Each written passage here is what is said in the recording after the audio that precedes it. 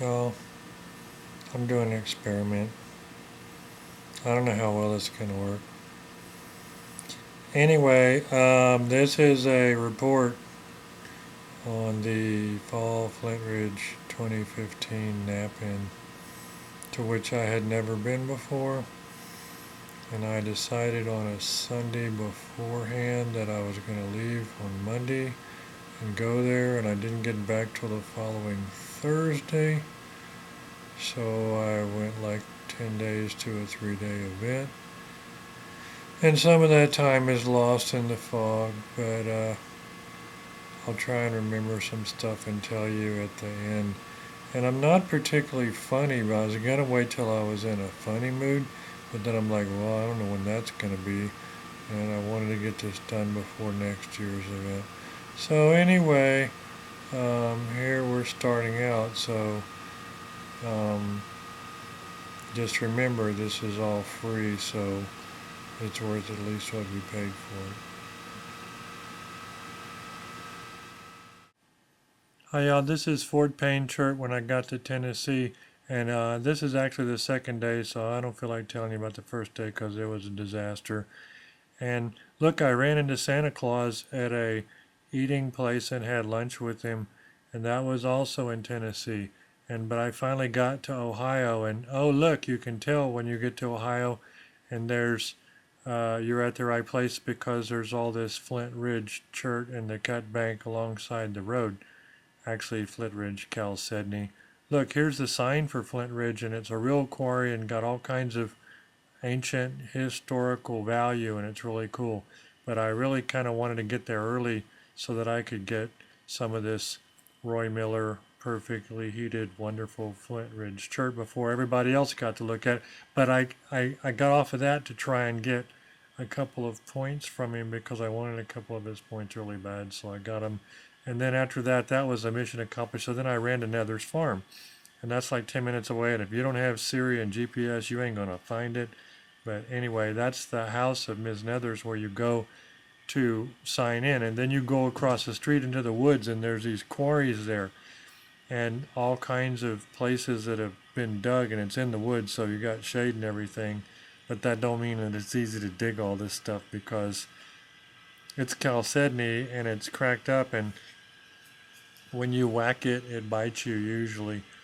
But anyway, I stayed there a while and I got enough rock to say that I had gotten rock, and met some other people there and talked to Ms. Nether some when I went to leave. And on her porch is a scale and everything where you weigh your flint and then you leave money and everything. And but she was out there, so I just was talking to her, and it was a lot of fun. She was real nice. But there's this attack cat that guards the money and the scales and make sure that you're not doing a fake weight and everything. That's Firefly, and Firefly's big.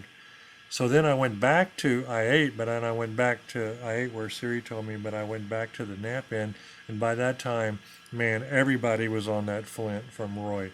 Oh, this is the museum at Flint Ridge, and it's really cool. But I didn't go there until like Sunday because it wasn't open during the week. Oh, so here's the front entrance, and it's Wednesday, I think, at this point, and everybody was setting up, and they were all being told where to go and set up, and stuff was happening, but a bunch of people were there already. And then next thing I know, I turn around, and there is Dan going through all the Flint Ridge and getting out the best pieces and the biggest pieces, and that's just the way things go sometimes, but that's all right. But look at this stuff. Um, those 4 buckets could change my life, but oh well. So then this guy, Carl Smith, he's a local guy, and he was so shilling with, oh, you need to buy this rock. This is a great rock, and he was right with a lot of it. Oh, so then I got somebody got me into a quarry where I could get some regular Flint Ridge, and that stuff was killer biting, but I had to run back to another to get my rock hammer, so that's another story. But this is so stuff was being set up already, and this is the spread. Um, well, this is Eric's Rocks. That last one was Kentucky Flint Works, Flint, and this, oh, this is Craig Radsit getting ready to spall. This is probably the next day. I got these pictures out of order. Um, there's Craig Ratchet Spalling. Oh, get ready. I think there's a tiny short video. It's short, so pay attention.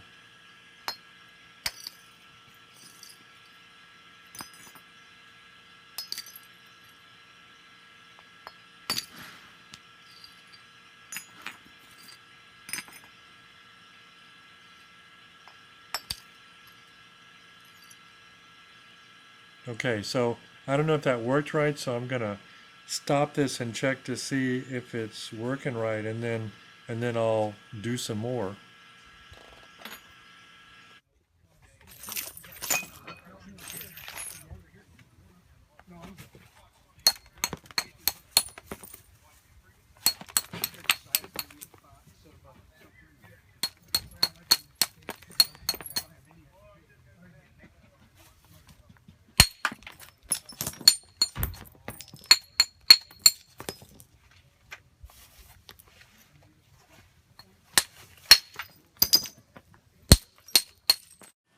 Okay, I'm back. This is Dennis Kearns at Kentucky Flint Works with all his tools and cool stuff. His rock is over to the side back behind there. I showed that to you a minute ago.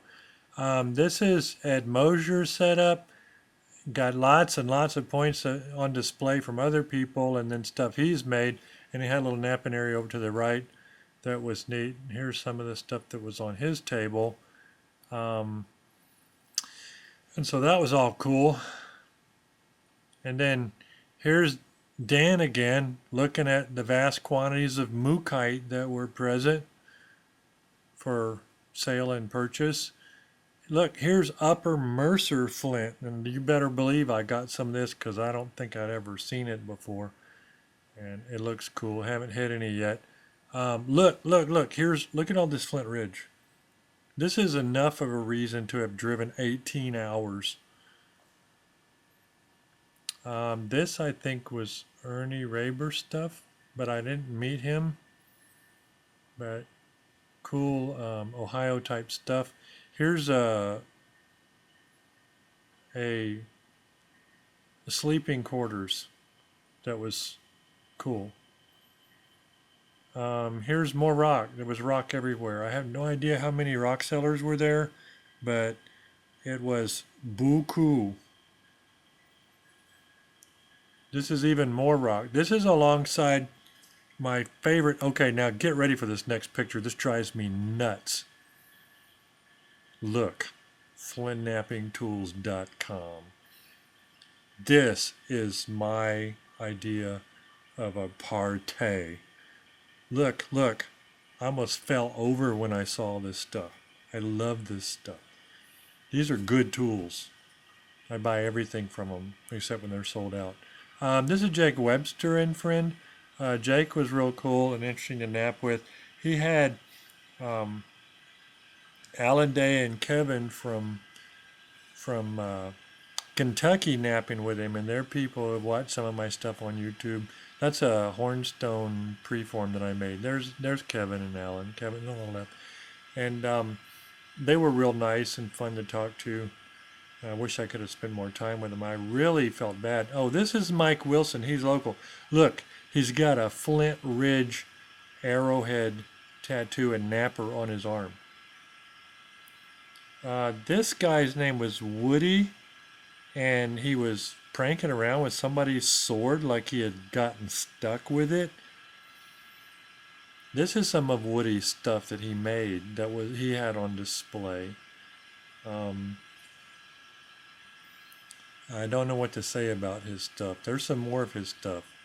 It's kind of hard to decide what to say about it. But anyway, so here's something else. Here's some more rock. Look, on the left you see Rainy Buttes. On the right you see Knife River. Big pieces of both. It's time for a beautiful sunset. And here is the beautiful sunset. And that giant basket on the left side of the road is the office headquarters building of a basket company. This is the first point I made. I only made 3 points while I was there, but this is raw Flint Ridge chalcedony. And you better believe that stuff was hard to nap. Look, here's when the things got going. This is in the morning, and there was like people just falling over each other to get at that flint, that good old stuff. Here's a bunch more good old stuff. There was flint everywhere. I loved it, but I didn't have enough time. I couldn't decide. I wanted to talk to everybody for hours and hours, but then I wanted to shop until I dropped for hours and hours, and then I wanted to nap with people and stuff for hours and hours, and the thing went by way too fast. It should have been at least 10 days. So I'm not talking about all this rock because you know how to look at rock without my help. He was knocking the cortex off rock. Stalling, kind of. I've probably got some of these slides in here twice or something. I don't even know what I'm doing. I've messed with this too long trying to figure out how to do a screencast or whatever you would call this nonsense. But anyway.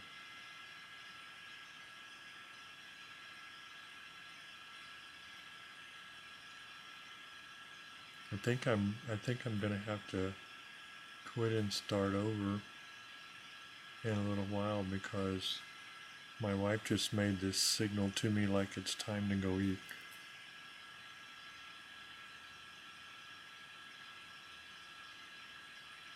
This is okay, I'm stopping for a minute.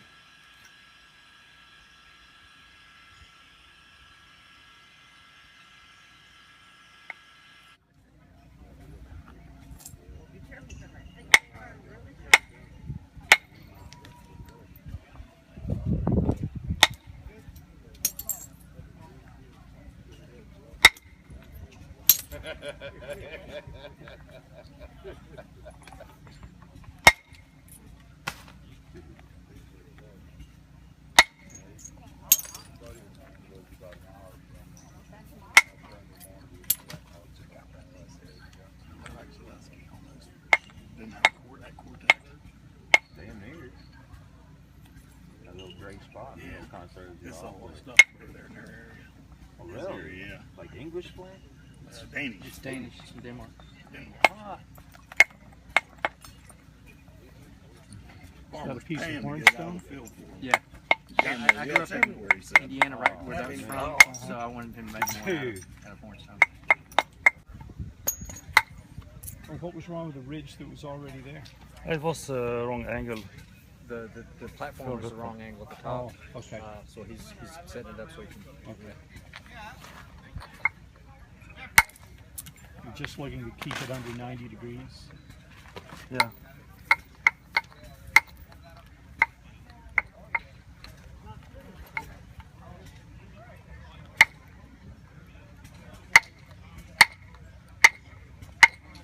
Tricky.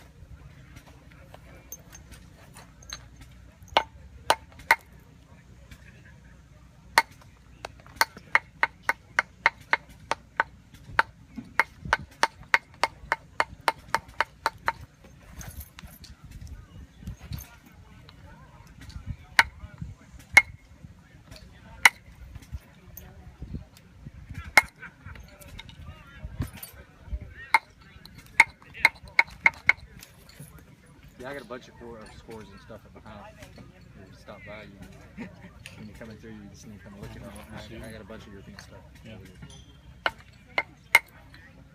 I have a score from Red Avery, old gunflint maker in England. Yeah. Crime's grave or Pardon? from Crime's grave. Yes. Yeah. That's nice, man. Yeah. It's like the black one almost.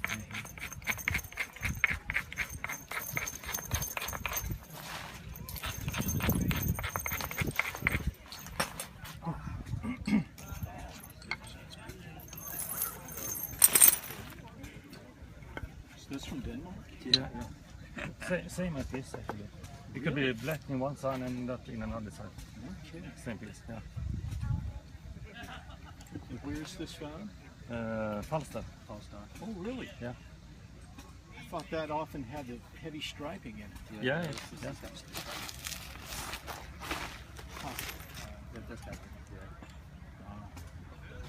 And Yeah.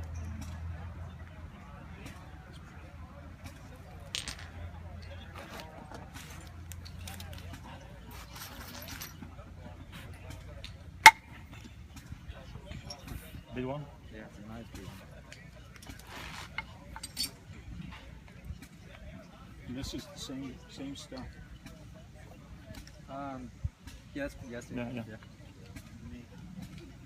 It's good.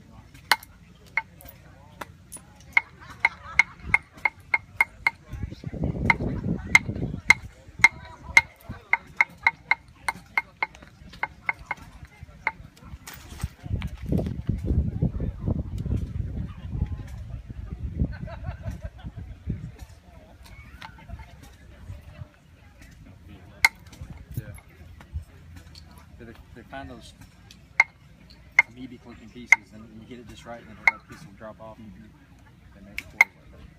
It's amazing. There's a way they'll hold it and they'll get it just right and it just falls just perfect like that. Yeah, he'll do that one later.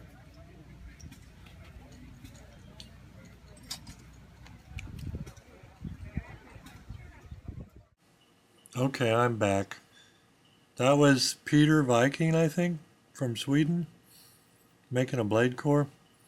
Very interesting to watch, and he had blade cores and square section axes.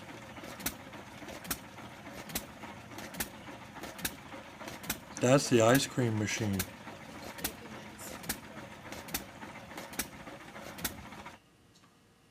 I think that might be more of Ernie Raber stuff. Cool Ohio type stuff. I should have asked him if I could open these up. I don't know if he let me, but this is Roy Miller's work, I believe. Some really gorgeous, unbelievable kind of material in there. You can go to his website online. You can see some spectacular stuff. Here's another obligatory picture of a bunch of rock that we would all like to have.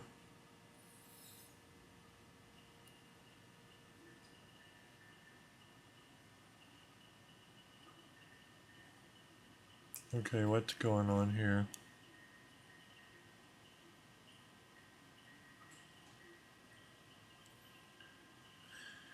More rock. That looks like it had been picked through. That might be, that was at Carter Cave though. Oh look! Had to throw a picture of him in. That's Jim Redfern. It ain't a party without Jim Redfern. Hey, there's Woody again. What's he doing? Oh, you see that preform he's working on? That's a big, giant, wide, thin Nethers, Flint Ridge, Snyders. Here, you gotta have Woody hold this. Not me. Well, I'll just video you passing to Woody, and then Are you ready? Yeah, that's pretty nice, Woody. Here. Over the shoulder. All right, guys. Now, that is that is at least a Class B misdemeanor in the state, I think. Oh my gosh! You see what they're throwing around? Your eyes were pretty wide there for a minute. Okay, y'all. Woody has been working on this for like 5 hours, and he just threw it over my head before I started filming, and then you've seen what's happened since then. So I'm stopping. Bye for now. All right, go ahead. All right, this is my angelfish. You see the eye? Beautiful piece of flint. Beautiful fish. You know what happens when a fish gets hooked in the eye? No, what happened? Uh-oh. Bye. Hey, look, here's a picture of me with Roy Miller. I was pretty happy to get that picture taken. This is Dan Toyce's setup. Some of his eye candy. I think this is Aaron Lincoln. I hope I got his name right. He's a very good napper.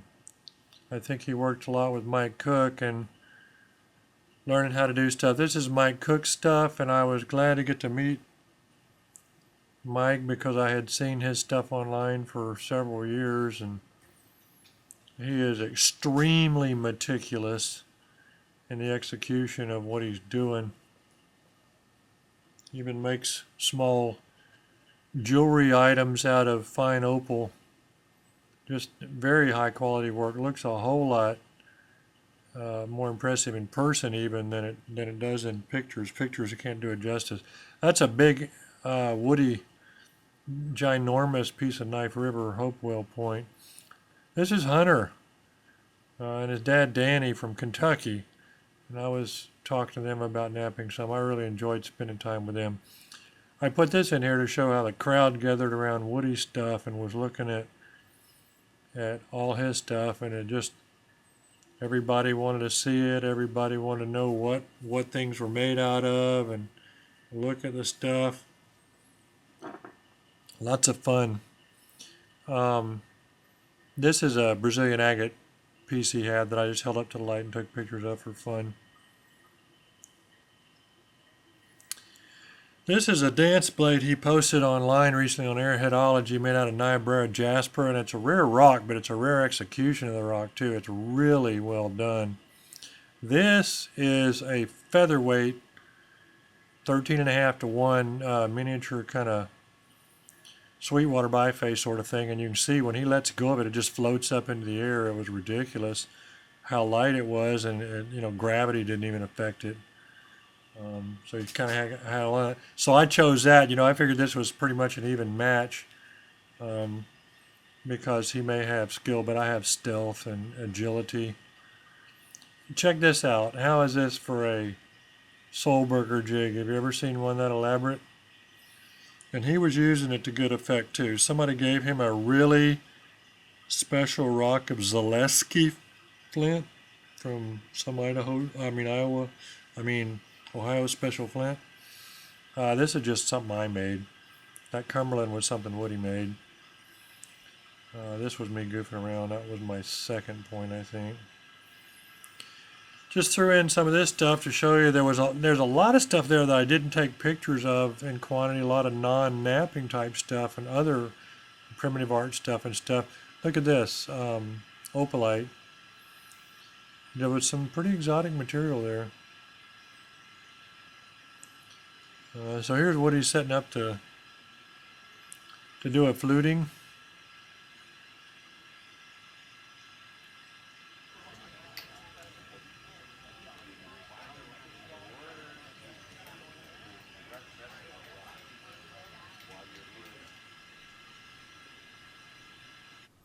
Okay, this is going to slow-mo.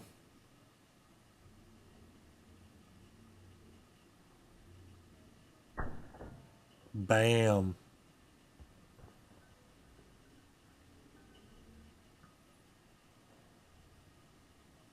I like that kind of stuff. So changing the subject entirely, this is inside the museum, and there's so much cool stuff there.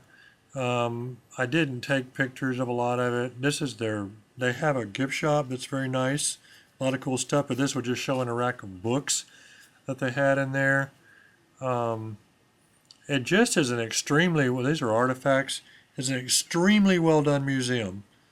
And the few pictures I put in here do not show anything compared to how cool it actually is and all the stuff it's got in there.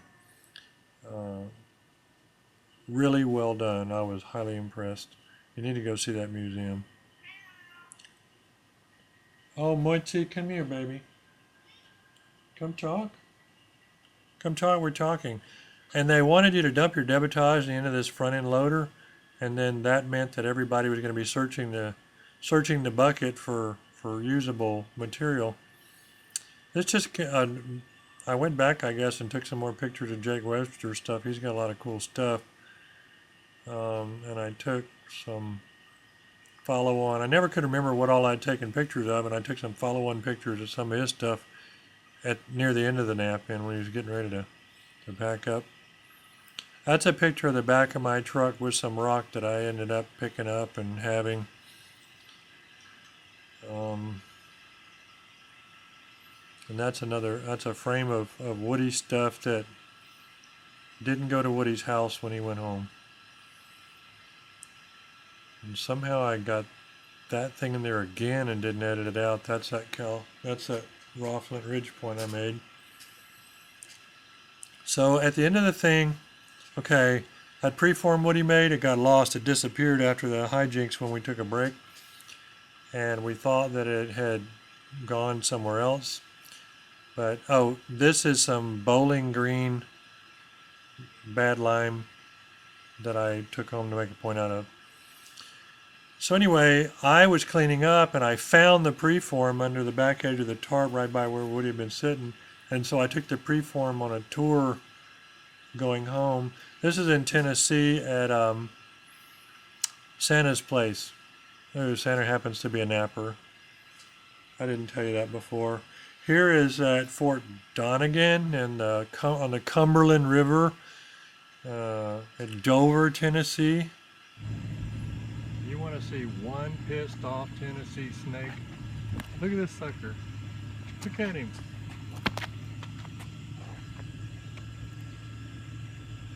Isn't that hilarious?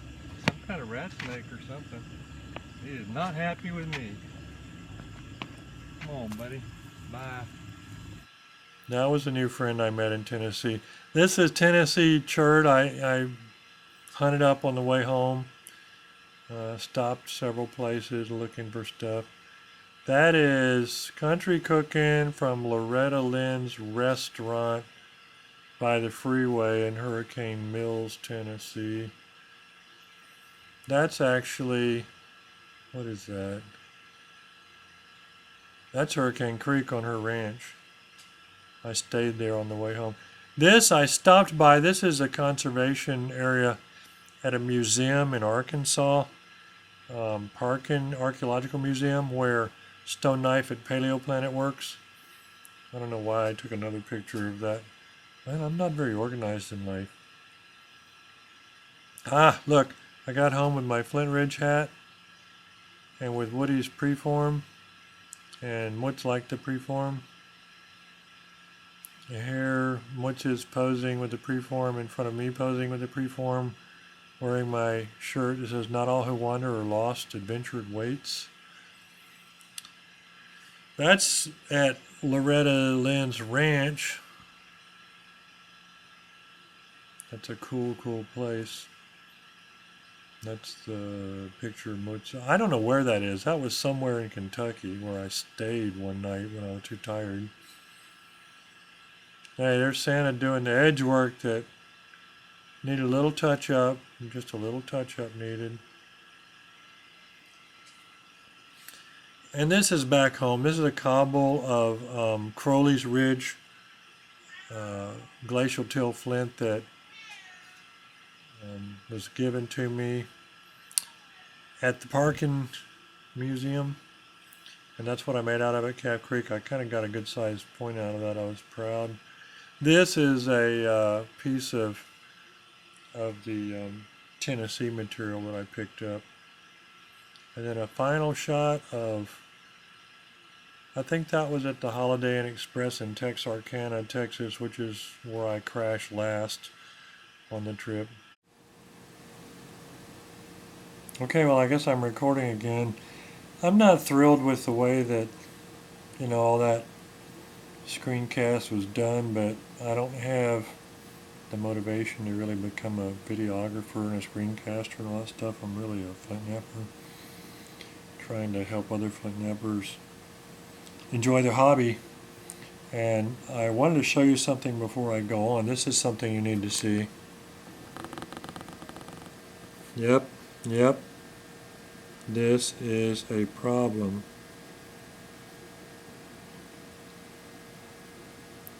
This is Mutz. And Mutz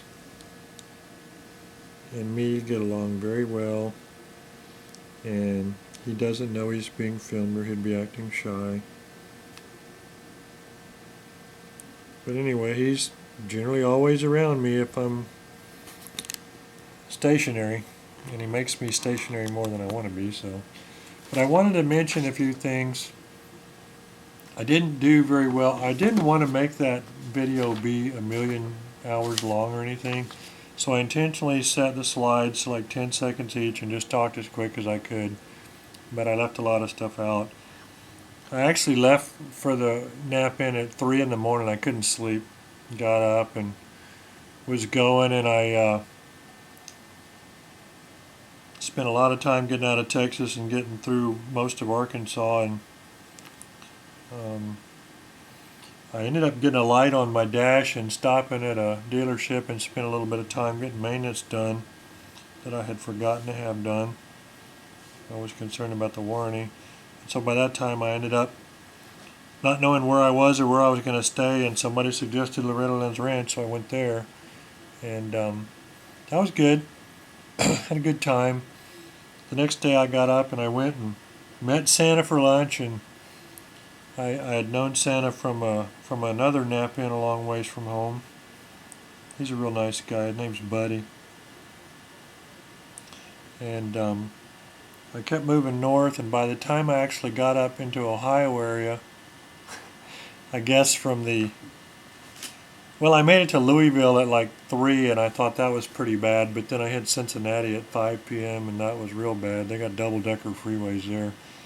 But by the time I got about even with Xenia, Ohio, I must have looked like I felt over the ordeal of the 2-day drive, because the